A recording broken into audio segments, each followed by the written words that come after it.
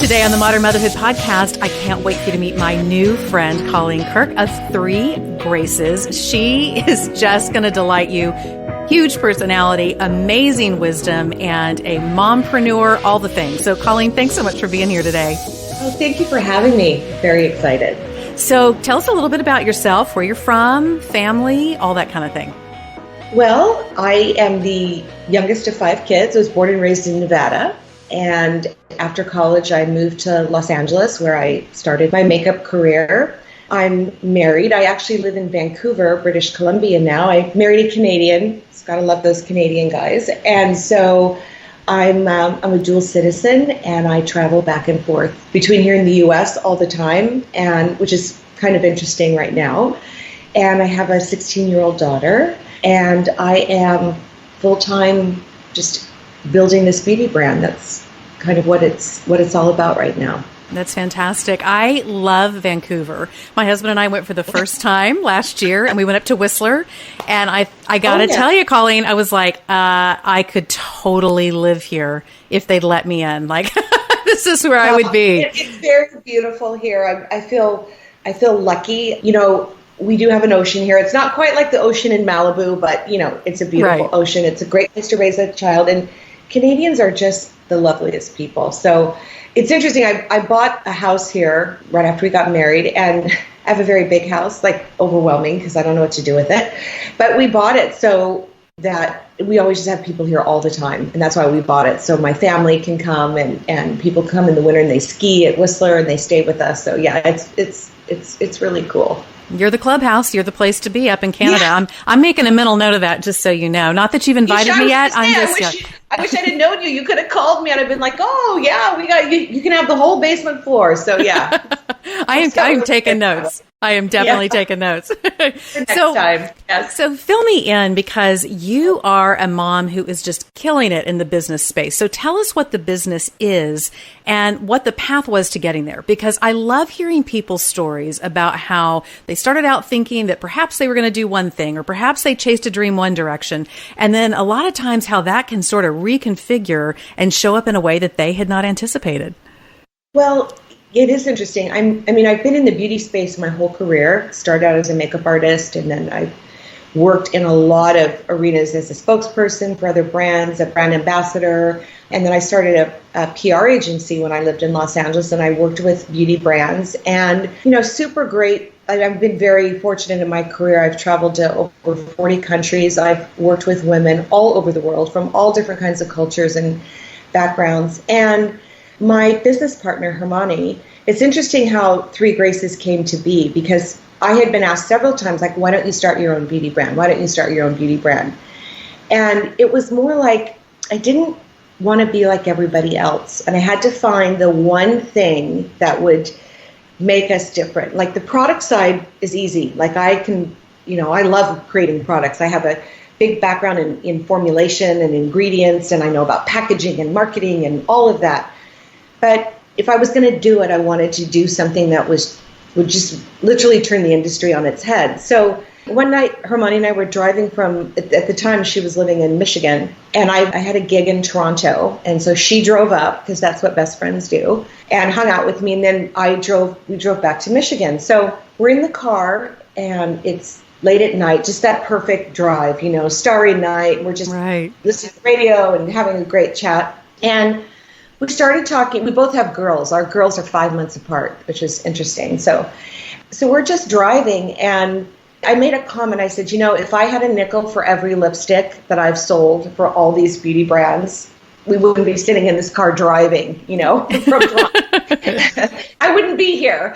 So we were talking. She said, well, you were talking about, you know, the industry and our daughters and faith, just one of those conversations. And she said to me, like, why have you never started your own brand? Like, why don't you start your own beauty brand? And I said the same thing to her. I said, you know, has to be something different and unique. So we were talking about our girls and how that time they were really starting to get into makeup, and how, you know, I was approaching that.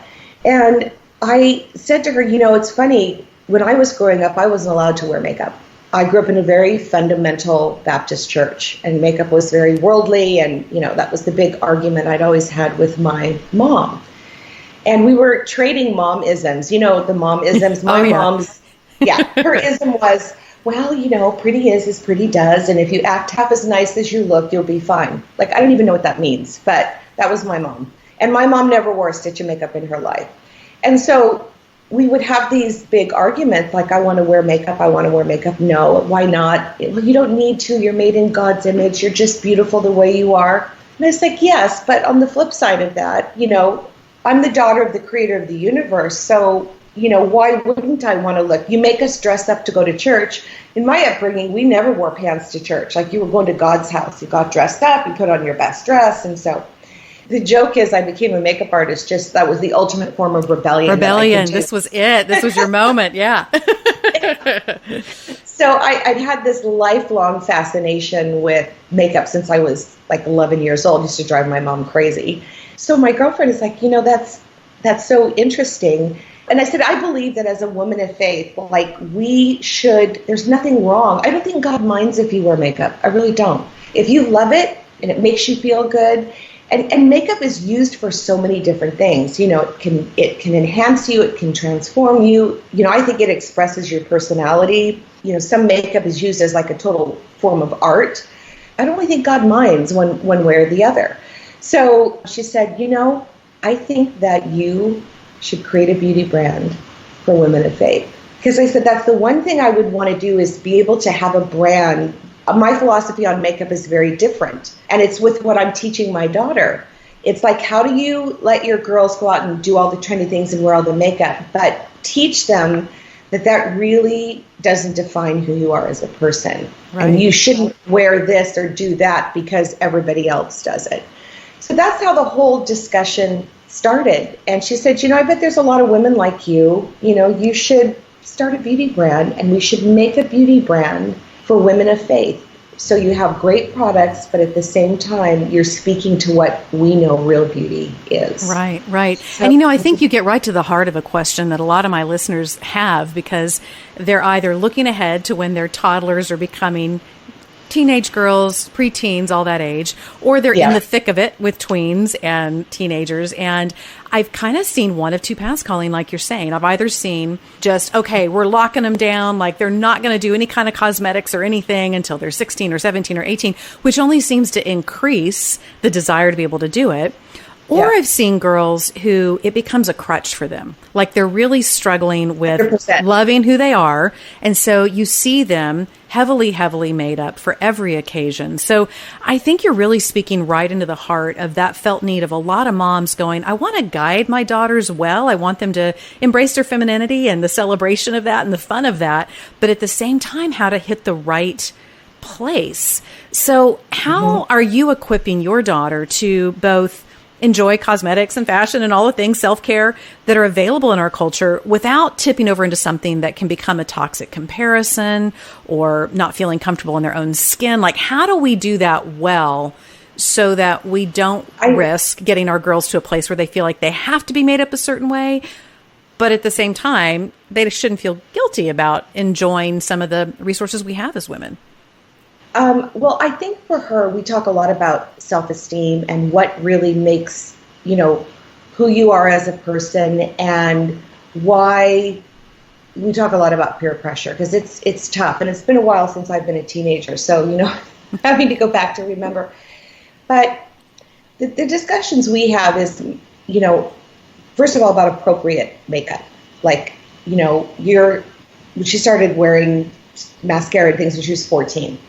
So we talk about what's appropriate, you know, and if makeup is a reflection of your personality, what do you want people to know about you? You have a very lovely personality. You're very kind. You know, you're very creative as an artist. So when she was 14, we sat down, we did a makeup look and, like, you know, something that she loved, but it was very individual to her. It was her look. She could do it. She could recreate it. And it is a problem because most teenagers are getting all their makeup tips off of Instagram and YouTube. And the challenge with that is that, number one, they learn how to copy a look, but maybe that look isn't the great thing for them. I mean, the whole premise of Three Graces Beauty is that the beauty industry itself their ideals do not match the ideals that I'm teaching my daughter. And that was a big factor in creating this brand. because the emphasis is all on this, the outer face, what you look like, how great your eyes are. Did you do your contouring, your highlighting, And I want my daughter to understand that makeup is a tool to reflect your personality, to have fun with, to express something. My daughter is an aspiring costume designer. She's very talented. So she makes these very intricate. So makeup for her is also an art form. It's part of a costume. It's part of a look, kind of. So I think it's really, making sure that young girls understand that makeup is a tool to express themselves and that you don't have to be like everybody else. That industry creates that to sell products. Let's just be honest. This is trendy and you have to have this color eyeshadow and everybody's doing this and you have to highlight your whole face. And it's really, makeup is about individuality. I love that distinction because I think you're so right. I think it is a place that can be really rife for a lot of peer pressure, for messaging that we aren't necessarily wanting our daughters to receive. And I will tell you one thing I learned with, one thing I learned with my girls, because of my 8 kids, I have 5 daughters. And so we have chased the makeup gauntlet, Colleen, so many times. And so one of the things that I kind of learned early on with my 5 girls, it's pretty fascinating, is that when I just said, just go play with it. Like, I'm not going to put some kind of strange restriction on this. Just go play with it. The irony now is several of my daughters hardly ever wear makeup. And I'm like, well, wait, what happened? We went from one thing to the other. This is kind of interesting. But do you find that to be true? I mean, in your case, because the way you were raised, it made you kind of crave it. And it's one of the things I want moms to know, like, don't make this some kind of forbidden fruit kind of a thing, right? I agree. Don't make it a thing.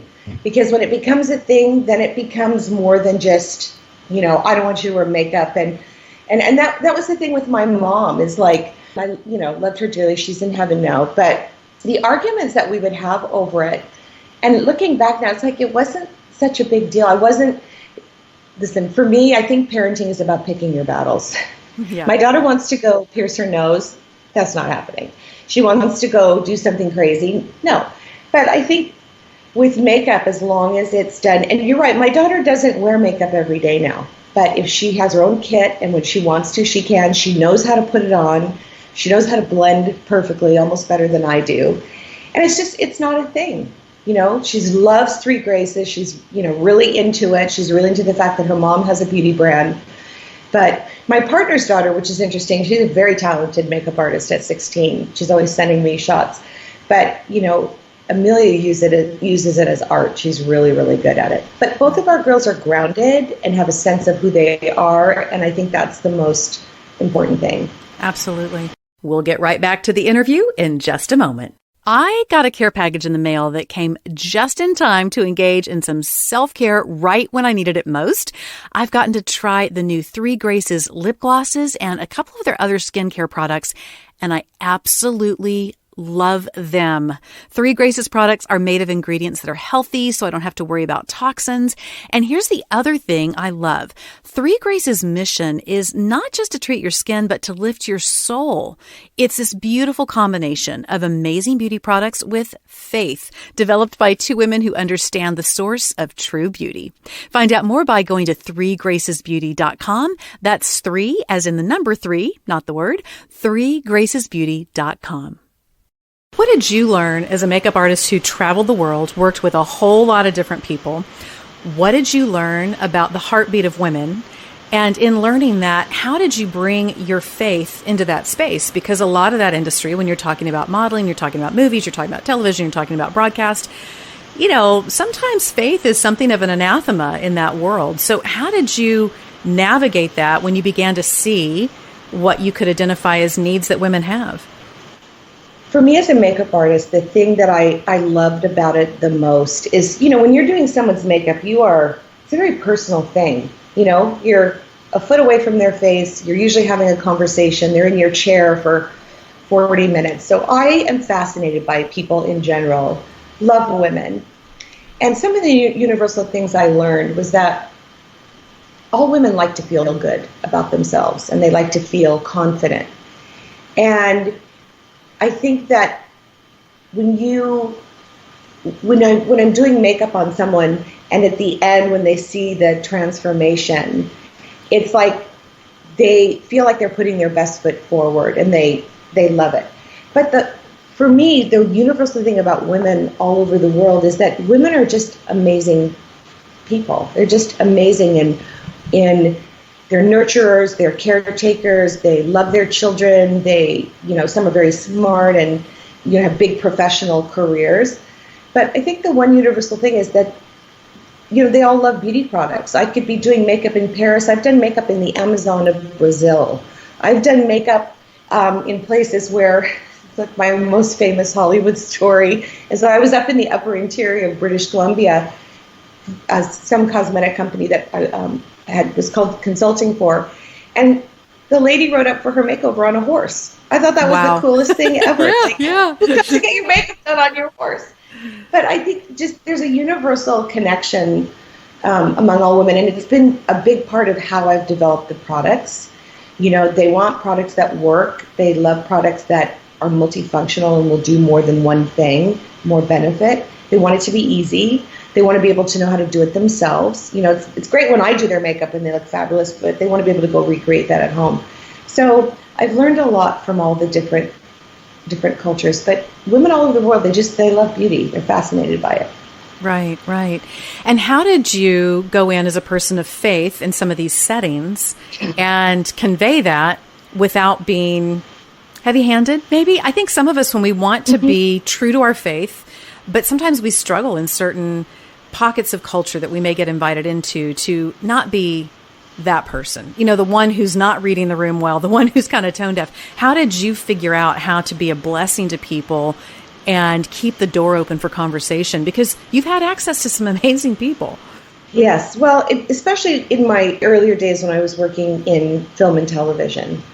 And the saying comes to mind, you're in the world, but don't be of the world. So how do I maintain who I am as a Christian in my faith and not be part of what everybody else is doing? But the beauty of makeup is it's a great connector. It's a great place where you can relate to somebody. You're doing their makeup and you're talking about, what colors do you love? And I really love this foundation and I love concealer, that sort of thing. But a lot of times I would find that we used to say, like, I'm a makeup artist and a therapist, because you have conversation. You're sitting with someone, you're doing their makeup, you have conversation. And that was always the opportunity to share faith. If someone was struggling or, I'm having a really tough day or I'm not getting this right. It was always an opportunity. And that's what I want this brand to be, is the great connector between beauty and faith. It's an introduction. It's like, that's what my personal mission is. It's a conversation piece. That's why we have the inscriptions on the lip gloss. Because whether you're a person of faith or not, it resonates, it means something, and it's the way to open the conversation. I shared my faith a lot as a makeup artist, and it was hard sometimes to be the weird person. Like, I wouldn't be going out to the raging parties afterwards and things. It was a little bit different. But I always felt that was a way to talk about, what I found, and that's why I call it 3 Graces, because it's just about sharing grace. I understand how you feel, and have you ever thought about this? And, I find this scripture really means something to me. Have you ever thought about it? And, and that's the thing I think women would appreciate the most. I love that. Just a gentle way to say, I hear you. I want to know how you're doing. Here's something that's helped me. I think those ways of really building relationship first with people are so powerful wherever you find yourself in connection with others who may be struggling or may be looking for something that they don't even know they're looking for. So I think that's really a beautiful way of thinking about it. Now, what has been one of the biggest challenges in launching a beauty line? Because, I think a lot of us have ideas, and particularly at the time you and I are taping this, we are in the middle of the COVID-19 crisis. So we have a lot of people who are beginning to look and say, you know what, maybe I want to go back to work for myself. Maybe I want to figure out something I can do in the online space or start something. So you're going to be the big sister to a lot of us. Like, how did you begin the process of figuring out what you wanted to do and how to get it launched? Because I know for some people that feels very insurmountable. Like, how do you do that thing, launch a beauty brand? Well, the big misconception about starting anything is that it's easy. I mean, I've been in the beauty space whole career. Like, I should know everything from the years of experience, and I still realize that there's things I don't know. I think you have to be very clear in what your mission is. And, the hardest thing about Three Graces is that nobody has ever merged beauty and faith into a brand.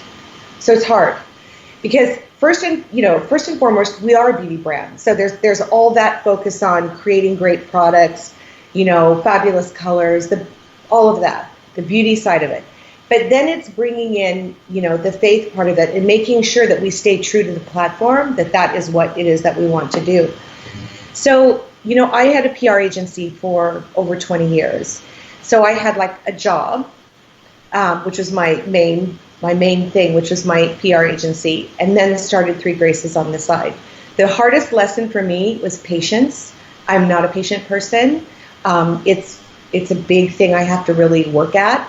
So you have your main bread and butter, then I have this side hustle. And as this is growing, sometimes it's the balance of, between the two.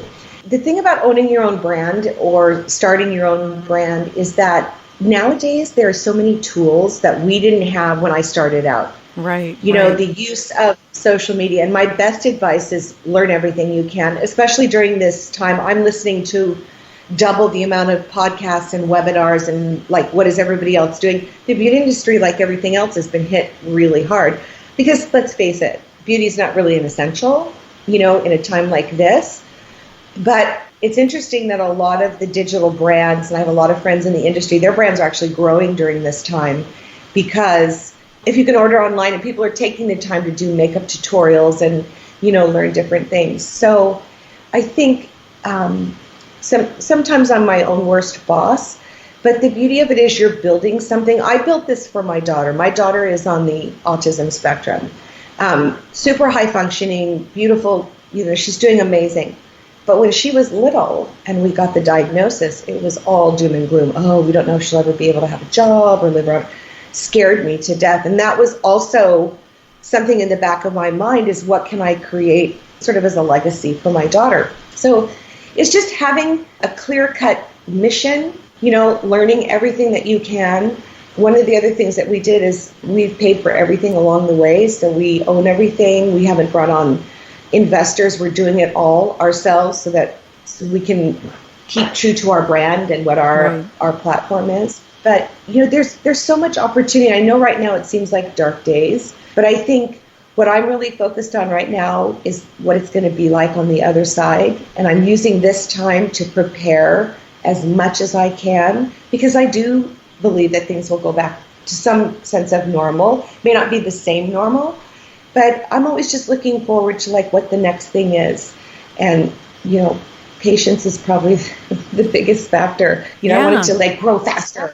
No, but I think that's a really good word because I think that a lot of times we do tend to look at what someone's built or a success that they've had, and we assume that it's something that they were able to accomplish in a very short period of time, instead of understanding that there can be a long period of build and it doesn't mean you're doing anything wrong. It doesn't mean that things aren't going to continue to grow and climb. And so I love that word, that patience is a really important part of this. And Colleen, I feel really treated because I've actually gotten to play in some of the Three Graces products. So I got to play with some of the lip glosses, which are incredible. And then you sent me a couple of things recently that are going to be brand new, coming out soon, a lip scrub and a face balm that was amazing. So what were some of the things you wanted to do in formulating some of these things that would make it, obviously there's the difference in messaging in terms of it standing out as a product and someone from the faith space, but what did you want to do in terms of formulation with everything that you've learned through the years in order to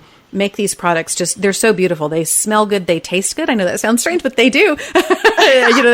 They're really, it's a bit of a problem. We're like telling people because it smells good enough to eat. Yeah. For me, creating products that you love so much that you want to buy again. But for me personally, the platform was about clean ingredients. I want my daughter to be able to use it and not worry about it. Like I was that mom when she was young and she'd go to the mall and these kids were buying all the stuff from China, the fun, and she was never allowed to have that just because of the ingredients in it. So the products are clean. We don't use any chemicals or anything that are disruptive to, your system. The fragrances are all organic. We use organic moringa in the lip gloss.